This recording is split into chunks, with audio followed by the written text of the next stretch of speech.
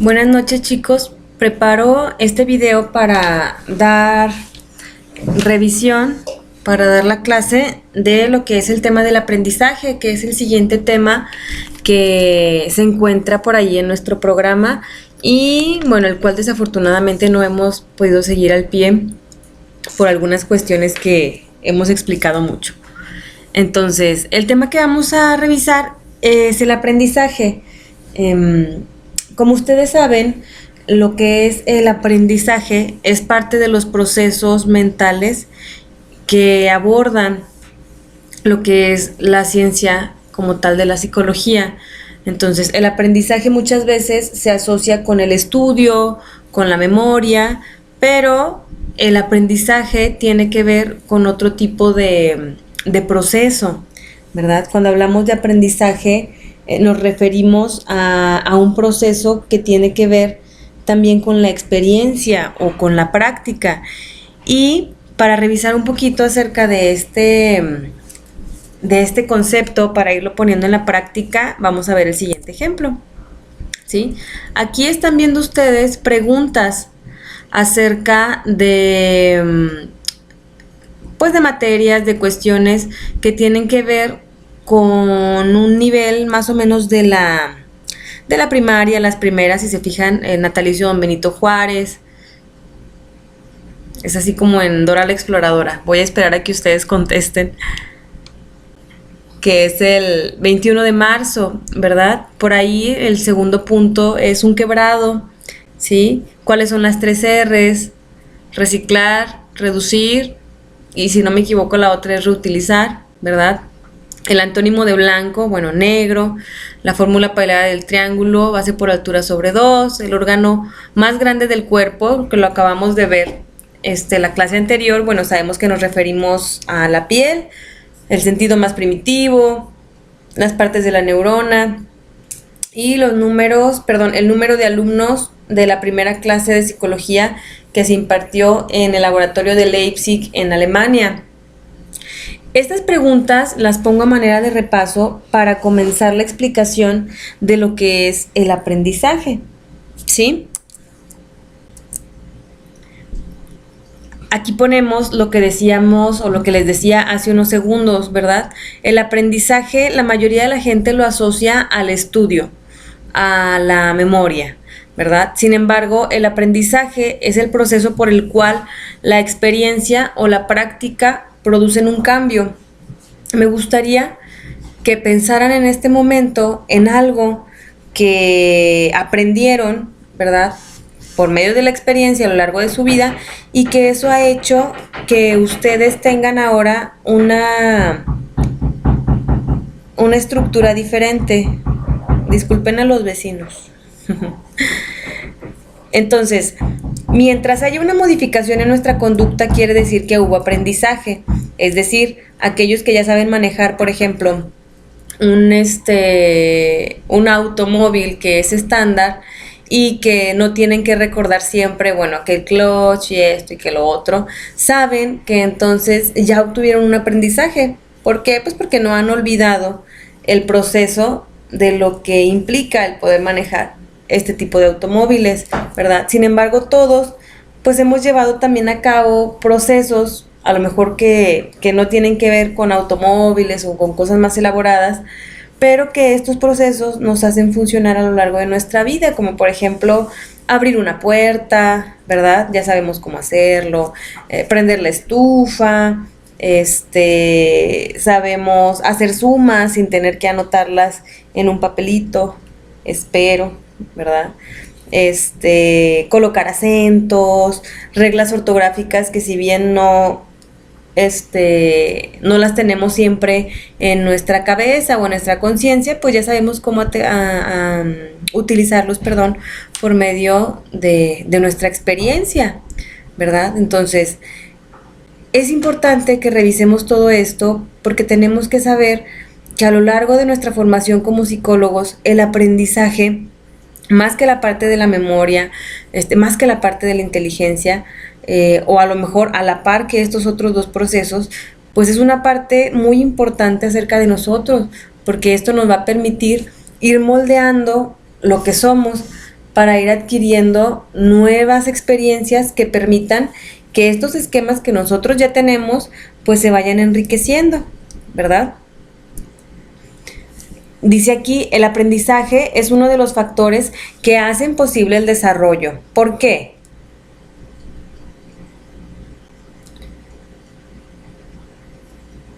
Sí, estoy dando un espacio para que traten de pensarlo, ¿eh?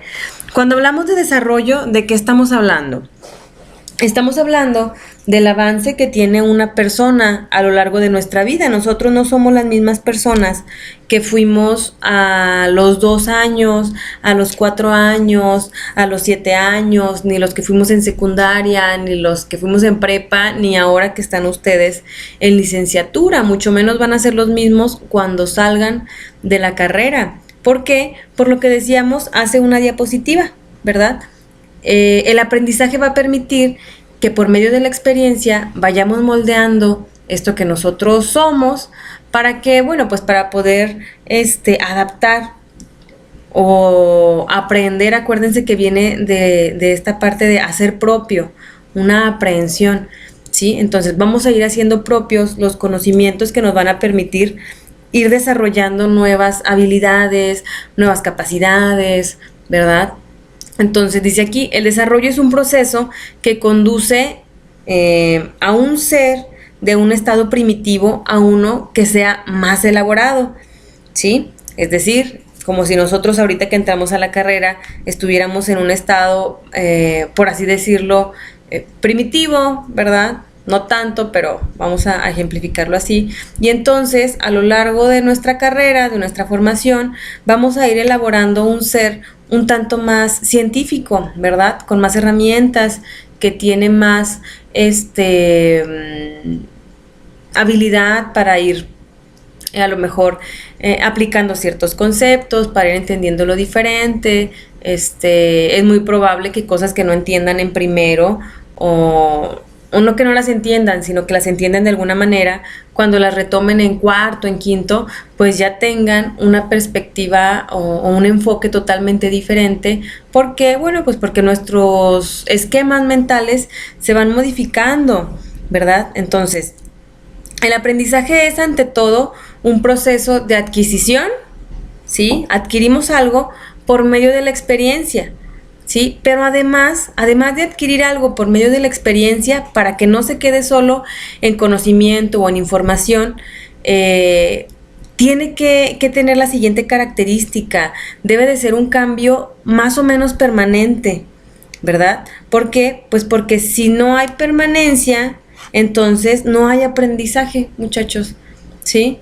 Tenemos que saber que para que algo realmente lo tengamos aprendido, debe de ser permanente.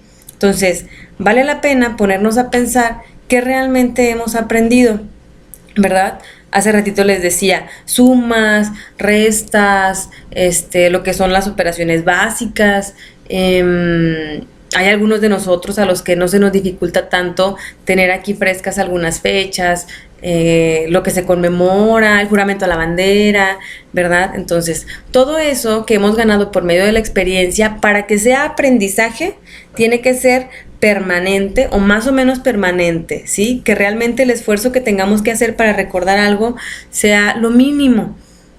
De ahí en más, si no hay permanencia, entonces nada más es información, nada más fue pues algo de ahí de información, de conocimiento que tuvimos la oportunidad de revisar, pero que si no se generó algún cambio o alguna modificación en nosotros, en nuestra conducta, en nuestros pensamientos, en nuestros recuerdos, entonces pues no hay aprendizaje, ¿sí? No hay que confundir este proceso con el proceso de memoria. El proceso de memoria que vamos a ver más adelante es muy diferente a este proceso que es pues primordial, ¿verdad? Para que podamos revisar otro tipo de conceptos.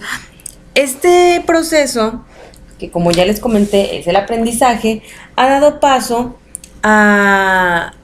pues al análisis, al estudio de otros conceptos, ¿verdad? Ustedes han escuchado, por ejemplo, de lo que son los condicionamientos, condicionamiento clásico, operante, todo esto, y lo vamos a ver en un ratito más, ¿sí? Entonces, regresando a esta diapositiva que decimos si no hay permanencia no hay aprendizaje, dice aquí, por lo anterior se describen 2 etapas, ¿sí? Para que haya aprendizaje, ojo, porque es pregunta de examen, ¿sí?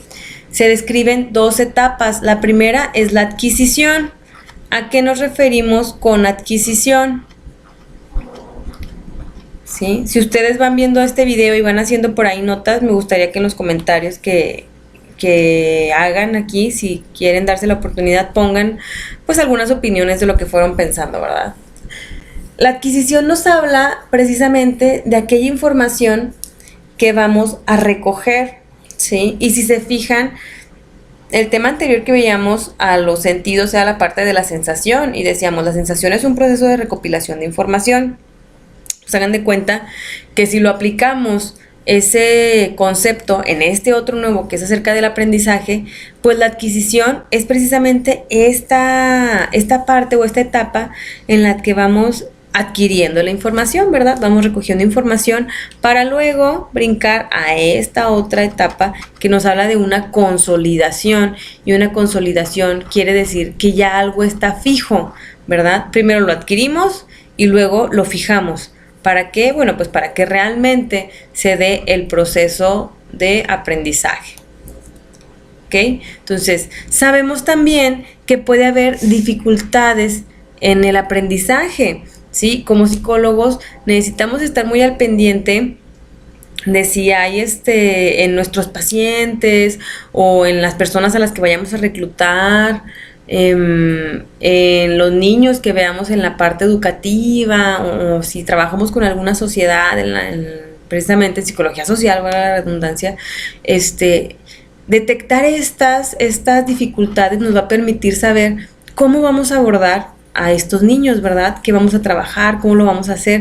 ¿Por qué? Bueno, pues porque sabemos que dependiendo de aquellas dificultades que exijan, tenemos que ir moldeando las estrategias que puedan llegar realmente a ayudar a un niño, o bien, o sea, hay veces que no lo organizamos bien, no lo planeamos bien, y fuera de ayudarlos, pues terminamos, a lo mejor no empeorándolos, pero sí dejándolos en las mismas condiciones. Entonces, nuestro trabajo como psicólogo siempre va a ser tratar de favorecer el crecimiento del paciente, ¿verdad? La independencia. Entonces, hay 2 tipos de dificultades en el aprendizaje, ¿verdad? Bueno, yo imagino que ha de haber, pues más, pero en este caso hablamos de las divisiones, ¿verdad? Tenemos las dificultades primarias, que son aquellas que afectan directamente a la corteza cerebral, ¿verdad? Es decir, hay por ahí alguna dificultad que no tenga precisamente que ver con algo, pues a lo mejor externo, sino que tiene que ver con algo que no se puede controlar, ¿verdad? Algo que tiene que ver, dice aquí, directamente en la corteza cerebral. Y hay otras causas, otras dificultades que se denominan secundarias, y dice, el niño no aprende porque un factor conocido le impide aprender, ¿verdad? Entonces, las secundarias tienen que ver con algún acontecimiento, ¿verdad? Por ejemplo, sabemos que los papás del niño se divorciaron, o que la mamá o el papá del niño falleció, y entonces este factor no le está permitiendo al niño, pues, hacer propio el conocimiento y aprenderlo de una manera óptima, ¿no? Si sabemos que el niño está trabajando, que es un niño que tiene que desvelarse, bueno, sabemos que las causas tienen que ver con esto. Por otro lado, las primarias, que son las que se afecta directamente a la corteza cerebral o a lo mejor algún órgano, ¿verdad? Puede ser, no sé, algún niño en el que hay alguna dificultad visual y que entonces no esté muy bien detectada y entonces no se sepa o no se detecte a simple vista porque el niño está fallando, cuando puede ser, pues a lo mejor algún problema en su oído, en sus ojos, ¿verdad?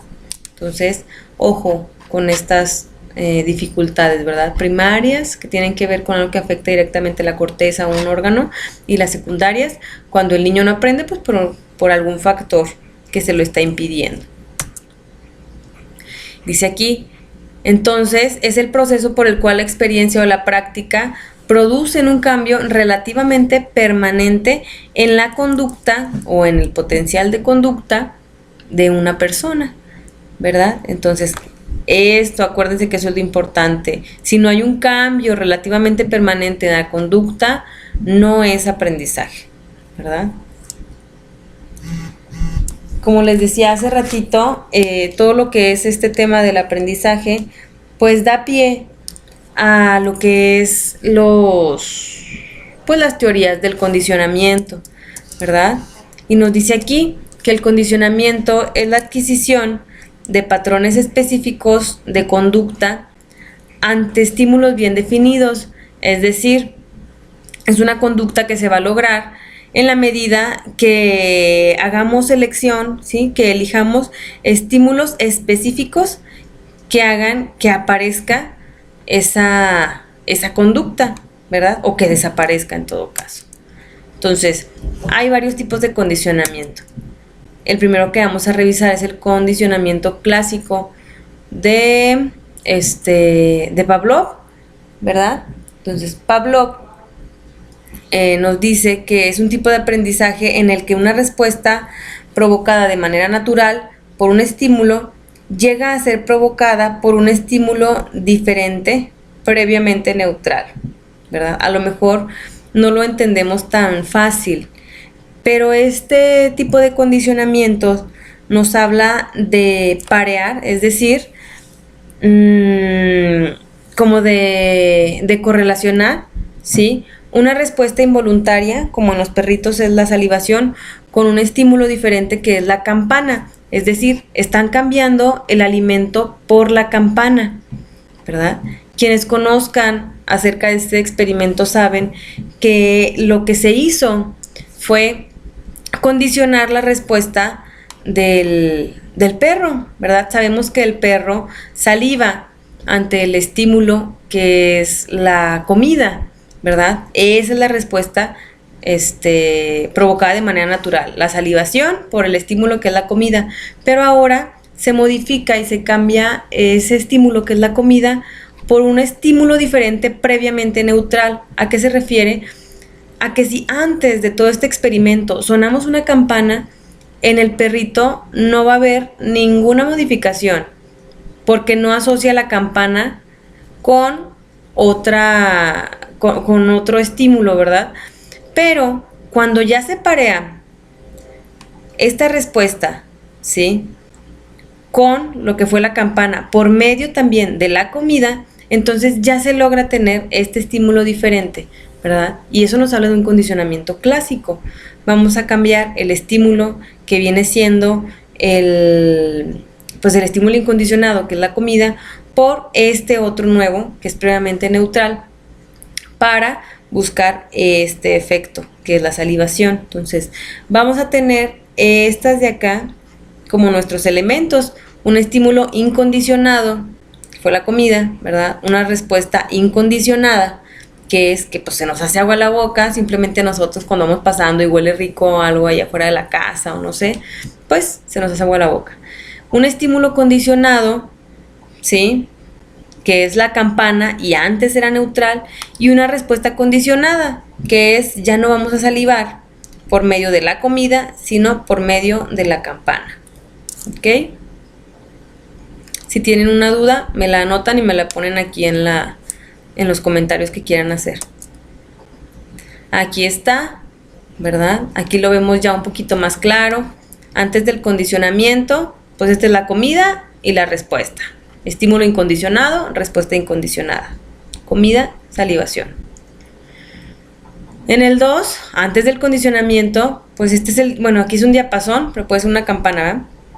Es un estímulo neutral, entonces no hay respuesta, no hay salivación, porque todavía no pareamos el estímulo. Aquí ya lo parea, ¿verdad?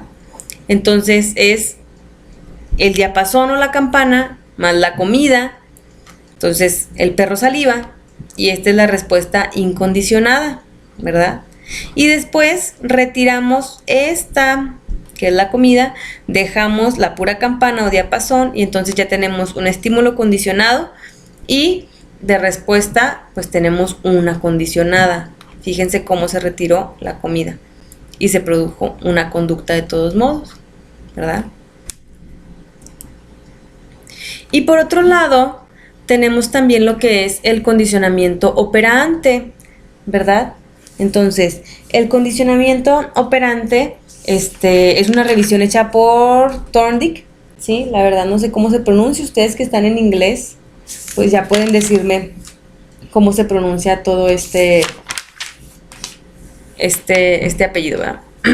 Pero él nos habla de una conducta operante. Dice que está diseñada para operar en el ambiente de forma que se obtenga algo deseado, ¿sí? O se evite algo desagradable. Si se fijan aquí, pues ya depende también un poquito acerca de con lo que se experimente. ¿Por qué? Porque se trata de operar, ¿verdad? De hacer algo para obtener algo. En el otro no, en el anterior nada más era un estímulo y de manera incondicionada ya venía, o condicionada ya venía la respuesta, pero en esto otro sí habla de que un elemento debe de operar o de hacer algo para obtener algo que quiere, o si no, para evitar a lo mejor por ahí un toque si se fijan aquí dice un suelo electrificado. Si quiere esta ratita evitar esto, pues tiene que hacer algo. Los elementos de este tipo de condicionamiento, ojo, es el reforzador, ¿sí? Que en este caso puede ser poner participaciones, ¿verdad? Decir, usted tiene que participar para yo ponerle un punto.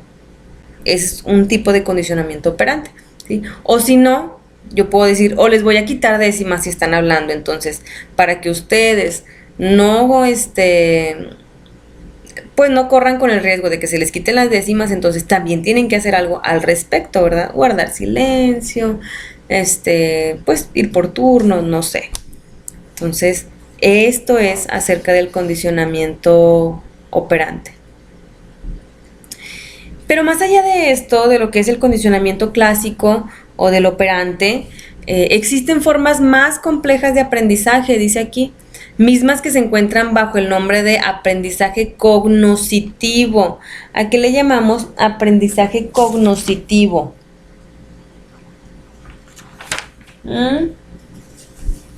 ¿A qué suena cognoscitivo? Ya lo habíamos dicho, ya lo habíamos visto. El aprendizaje cognoscitivo tiene que ver con el conocimiento, ¿verdad? Y entonces, sabemos que este tipo de aprendizaje depende de un proceso, pues, más desarrollado, con más razonamiento y que incluye a estos otros dos, ¿sí? Como psicólogos vamos a trabajar siempre con esto, muchachos. Nuestra tarea es lograr muchos de estos, ya sea en las comunidades, en los pacientes, en los alumnos, ¿verdad? Y tiene que ver con un insight, ¿sí? Como estamos hablando de conocimiento, estamos hablando de insight, porque un insight tiene que ver con un reacomodo, ¿verdad? Una maestra que tenía en prepa, eso quiere decir que sí aprendí, nos decía que el insight es como una caída de 20, ¿verdad? Entonces, una caída de 20 es como decir, sí es cierto, ¿verdad? Me cuentan un chiste y lo entendí hasta 1000 horas después. Bueno, ese es un insight muy tardado, pero es un insight, ¿verdad? Y entonces, el insight permite que la estructura o el esquema mental que tú tienes, pues ya sea muy diferente, ¿verdad? Cosas, les digo, en este momento lo vamos a entender de una manera, yo estoy segura que cuando lo vuelvan a revisar, lo van a entender de otra manera muy diferente, ¿verdad?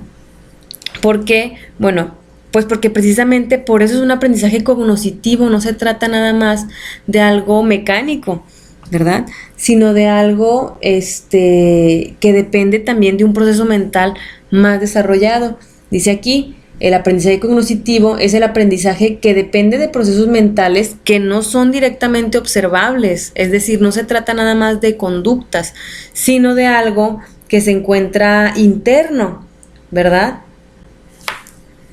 Por ejemplo, pues de las ideas que nosotros tengamos, ¿verdad? De asociaciones que lleguemos a hacer. Por eso les decía hace rato, quienes se dediquen a lo clínico, pues nuestro trabajo con los pacientes es eso, ¿verdad? Tú le puedes decir algo la primera sesión y a lo mejor te va a decir que sí, ¿verdad?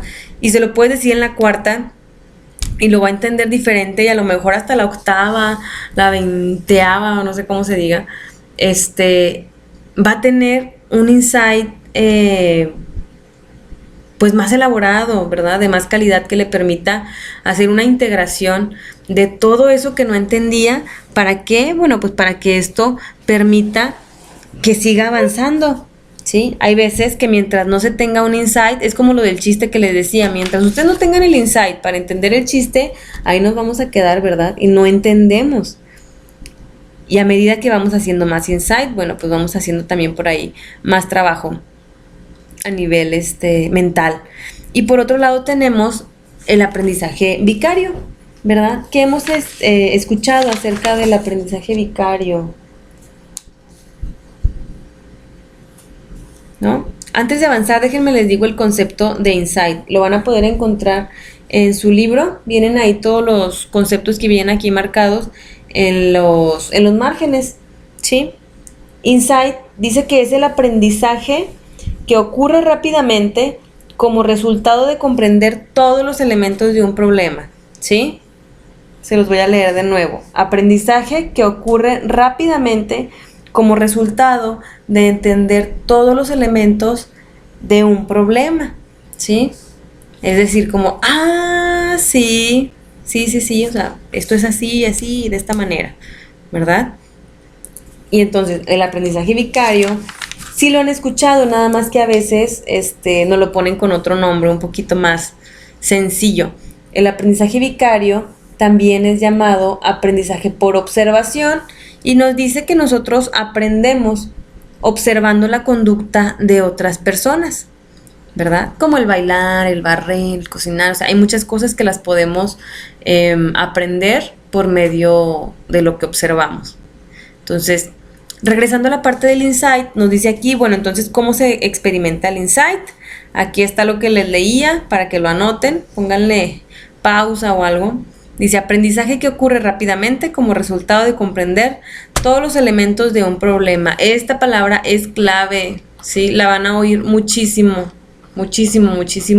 en la carrera. Entonces también hay que aprender a utilizarla, y más adelante, bueno, pues a lograr que la gente con la que estemos, digo, no propiamente toda la gente, pero sí en la parte profesional, pues consiga muchos insights. Nosotros también van a ver que a medida que avanzamos en la carrera van a ir entendiendo muchas cosas, no solo de la materia, sino de todo lo que nos pasa en la vida, ¿sí?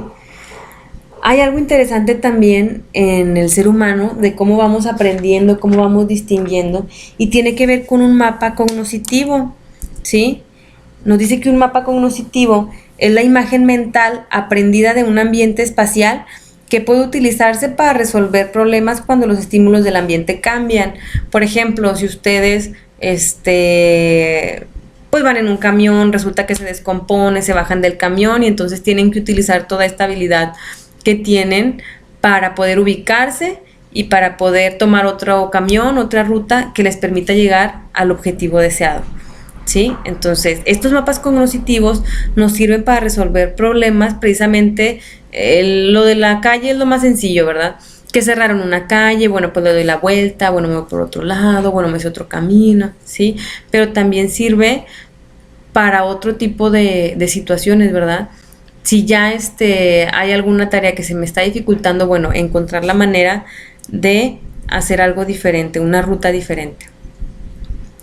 ¿Cómo se experimenta el aprendizaje vicario? Bueno, regresando a lo que era por la observación, bueno, pues por medio de la imitación, ¿verdad?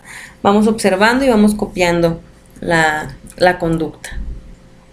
Y dice aquí, al igual que el condicionamiento, el aprendizaje cognitivo es una de nuestras estrategias para vivir, ¿sí? Tenemos que ir más allá de nada más la parte de la conducta, sino de ir enriqueciendo este aprendizaje que nos permita que nuestro estilo de vida, que nuestra manera de vivir sea no nada más, ¿cómo se dice? Funcional, sino que también sea armoniosa, ¿verdad? Que lo podamos disfrutar realmente. Entonces, hasta aquí el tema del aprendizaje. Les dejo este video para que lo puedan checar con calma, ¿verdad? Espero que lo hayan entendido, y si no lo entendieron, pues les voy a pedir que me dejen por aquí un comentario. Que descansen, muchachos. Bueno, si están viendo esto de noche, ¿verdad? Si no, pues mañana o al ratito lo revisan con calma.